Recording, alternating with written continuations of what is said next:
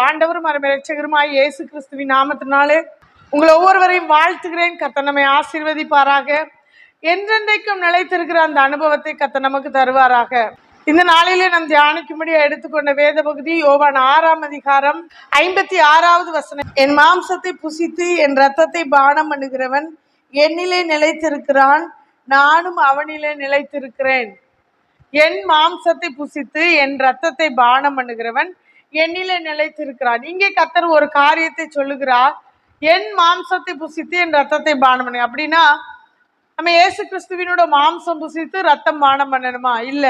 அதற்கு அடையாளமாகத்தான் நாம் ராபோஜனத்தை அனுசரிக்கிறோம். அதாவது பஸ்காவை, அதாவது திருவிருந்தை நாம் அனுசரிக்கிறோம். அவருடைய மாம்சத்துக்கு அடையாளமாய் கரங்களிலே அப்பத்தையும் அவருடைய ரத்தத்துக்கு அடையாளமாய் திராட்சை ரசத்தை நாம் பெற்றுக்கொள்கிறோம். இதனாலே நமக்கு கிடைக்கிற ஒரு பெரிய பாக்கியம் என்ன? அவரிலே நிலைத்திருக்கிற ஒரு அனுபவம் நமக்கு கிடைக்கிறது. அவரிலே நிலைத்திருக்கிற அனுபவம்னா என்ன?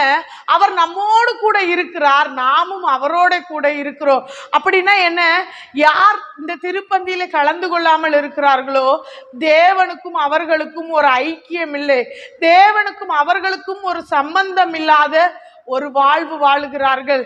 எனவே பிரியமானவர்களே, தேவனுக்கு பிரியமாய் அவரிலே நிலைத்திருக்கிற ஒரு அனுபவம் நமக்கு வேணும்னு சொன்னா அவருடைய மாம்சத்தை புசித்து அவருடைய இரத்தத்தை பானம் பண்ணுகிறவர்களாய் நாம் இருக்க வேண்டும். இதனால அநேக ஆசீர்வாதங்களை கர்த்தர் எழுதி வைத்திருக்கிறார். 54ஆம் வசனத்துல வாசிக்கிறோம், என் மாம்சத்தை புசித்து என் இரத்தத்தை பானம் பண்ணுகிறவனுக்கு நித்திய ஜீவன் உண்டு, நான் அவனை கடைசி நாளில் எழுப்புவேன். யார் அவருடைய மாம்சத்தையும் ரத்தத்தையும் பானம் பண்ணுகிறார்களோ அவர்களுக்கு நித்திய ஜீவன் உண்டு, நான் அவர்களை கடைசி நாளில் எழுப்புவேன். அப்படின்னா எல்லாருக்குமே நித்திய ஜீவன் இருக்குமா? அப்படின்னா இதை ஒரு சடங்காச்சாரமாய் ஆசரிக்கிறவர்களுக்கு இந்த பாக்கியம் கிடையாது. நீங்க சபை சரித்திரத்திலே படிக்கும் பொழுது சபையின் 2 சடங்குகள் என்ன அப்படின்னு ஒரு கொஸ்டின் கேட்பாங்க. அதில் ஆன்சர் பண்ணணும். 1 ஞான ஸ்நானம், 2 திருவிருந்து அப்படின்னு நம்ம எழுதணும். ஆனா இது சபை சரித்திரத்துக்கு வேணா சரியா இருக்கலாம், ஆனா ஆவிக்குரிய மனவாட்டிக்கு அது சரியானது அல்ல. ஞான ஸ்நானம் எப்படி மனம் திரும்பி பெற்றுக்கொள்ள வேண்டுமோ அவர்கள்தான் இந்த திருப்பந்தியில கலந்து கொள்ள முடியும். இன்னைக்கு யார் வேணாலும் கலந்து கொள்றாங்க. இப்போ ஒரு என்ன காரியம் அப்படின்னா, திடப்படுத்தல் அப்படின்னு ஒன்ன நம்ம பெற்றுட்டோம்னா அவருடைய ரத்தத்தை பானம் பண்ணவும் மாம்சத்தை புசித்துக்கவும் தகுதியாயிட்டோம் அப்படிங்கிற ஒரு மெச்சூரிட்டிக்குள்ள வந்துடுறாங்க. இல்லை பிரியமானவர்களே, நல்லா அறிஞ்சுக்கணும். அங்க 10 கட்டளைகள் கற்றுக் கொடுக்கப்படுகிறது, விசுவாச பிரமாணங்கள் கற்றுக் கொடுக்கப்படுகிறது, இப்படித்தான் இருக்கணும்னு ஒரு சில டீச்சிங்ஸ் அங்க கொடுக்குறாங்க. எல்லாமே நல்லது, நான் இல்லைன்னு சொல்லல. ஆனால் அந்த ஆத்மா மனம் திரும்பி பாவ மன்னிப்புக்கென்று பிதா குமாரன் பரிசுத்த ஆவியின் நாமத்தினாலே ஞான ஸ்நானம் பெற்றிருக்கிறதா ஆனால் மாத்திரம்தான் இந்த திருப்பந்தியிலே கலந்து கொள்ளுகிற ஒரு பாக்கியம் உண்டாக வேண்டும். இது சபையின் சடங்காச்சாரம் அல்ல, கர்த்தர் சபைக்காக வைத்திருக்கிறதான ஒரு புதிய உடன்படிக்கை. இங்க நம்ம அதைத்தான் பார்க்கிறோம். இயேசு கிறிஸ்துவின் ரத்தம் புதிய உடன்படிக்கை என்று சொல்லி கொரிந்தியர் 11ஆம் அதிகாரத்துல நம்ம வாசிக்கிறோம். கவனன்ட், அதாவது எப்படி ஒரு ஞானஸ்நானம் உடன்படிக்கையோ அதே போல நம் கிறிஸ்துவுடனே கூட உடன்படிக்கை பண்ணுகிறோம். திடப்படுத்தல் படிச்சவன் கம்யூனியன் வாங்கிட்டு ஞாயிற்றுக்கிழமை சாயங்காலமே எங்க நிக்கிறான்? மதுபான கடையில போய் நிற்கிறான். இங்க நம்ம வாசிக்கிறோம், என் மாம்சத்தை புசித்து என் ரத்தத்தை பானம் பண்ணுகிறவன் என்னில் நிலைத்திருக்கிறான். அப்ப இப்ப இவன் எதுல நிலைத்திருக்கிறான்? கர்த்தரில் நிலைத்திருக்கிறான்னு சொல்ல முடியுமா? எனவே பிரியமானவர்களே, யார் தகுதியுள்ளவர்களோ அவர்களுக்கு மாத்திரம்தான் இந்த மாம்சத்தை புசிக்கவும் ரத்தத்தை பானம் பண்ணவும் தைரியம் உண்டாயிருக்க வேண்டும். நீங்க 1 கொரிந்தியர் 11ஆம் அதிகாரத்துல நீங்க வாசிச்சு பார்ப்பீங்க அப்படின்னு சொன்னா 23ஆம் வசனத்துல இருந்து 32ஆம் வசனம் வரைக்கும் பவுல் அழகாய் எழுதுகிறார். இது அபாத்திரமாய் பானம் பண்ணுகிற பாத்திரம் இல்ல. 27ஆம் வசனம், இப்படி இருக்க எவன் அபாத்திரமாய் கர்த்தருடைய அப்பத்தை புசித்து அவருடைய பாத்திரத்தில் பானம் பண்ணுகிறானோ அவன் கர்த்தருடைய சரீரத்தையும் ரத்தத்தையும் குறித்து குற்றமுள்ளவனா இருப்பான்.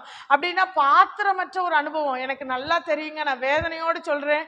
ஒரு நாளையில நான் சின்ன பிள்ளையா இருக்கும்போது இப்படிலாம் பண்றாங்களேன்னு சொல்லிட்டு கிண்டல் தான் பண்ணியிருக்கேன். ஆனா இன்னைக்கு நான் நிச்சயமாகவே வேதனைப்படுறேன். என்ன அப்படின்னா, காலையில வரைக்கும் இருந்துட்டு பீடி குடிச்சிட்டு தம் அடிச்சிட்டு வேண்டாத கெட்ட வார்த்தை பேசிட்டு வெத்தலை பாக்கு தேவையில்லாத பாக்கு எல்லாம் போட்டுட்டு 1 மணிக்கு சண்டே சர்வீஸ்க்கு போகும்போது பல்ல தேய்ச்சி குளிச்சுட்டு எத்தனையோ பேர் கையில கம்யூனியன் வாங்குறவங்க இருக்காங்கங்க. ஆனா வேதம் சொல்லுகிறது அபாத்திரமாய் போஜன பானம் பண்ணுகிறார்கள் என்று. ஆனா அபாத்திரமாய் போஜன பானம் பண்ணுகிறவங்களுக்கு என்ன வருமா?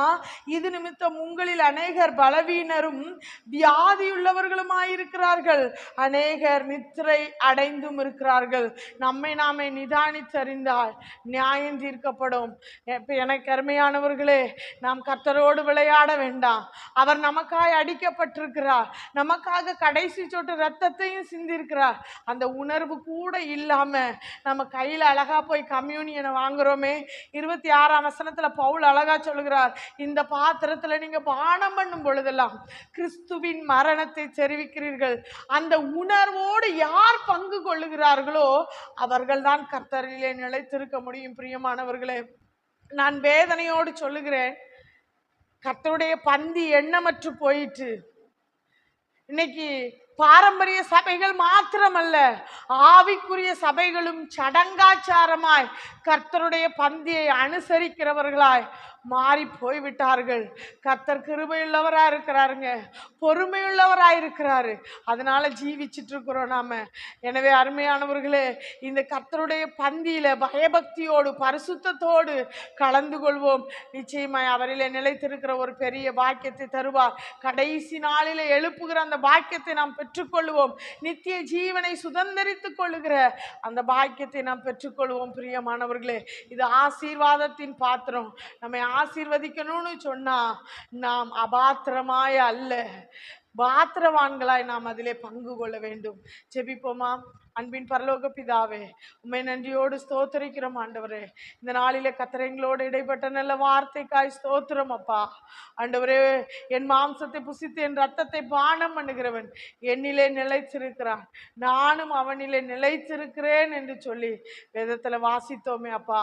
உம்மிலே நிலைத்திருக்கிற பாக்கியத்தை தாங்க. சடங்காச்சாரமாய் அல்ல, கிறிஸ்துவின் மரணத்தை தெரிவிக்கிறவர்களாய் இதிலே பங்கு கொள்ள கர்த்தர் எங்களுக்கு கிருபைதாங்க. என் தகப்பன் அப்படிப்பட்ட பாக்கியத்தை இந்த பூமியில ரத்தத்தினால சம்பாதித்து கொண்ட உம்முடைய சபை அனைத்துக்கும் கர்த்தர் நீர் கொடுப்பீராக. உடைய கரங்கள்ல தாழ்த்தி அர்ப்பணிக்கிறோம். இயேசு கிறிஸ்துவின் மூலம் ஜெபங்களை நல்ல பிதாவே, ஆமென், ஆமென்.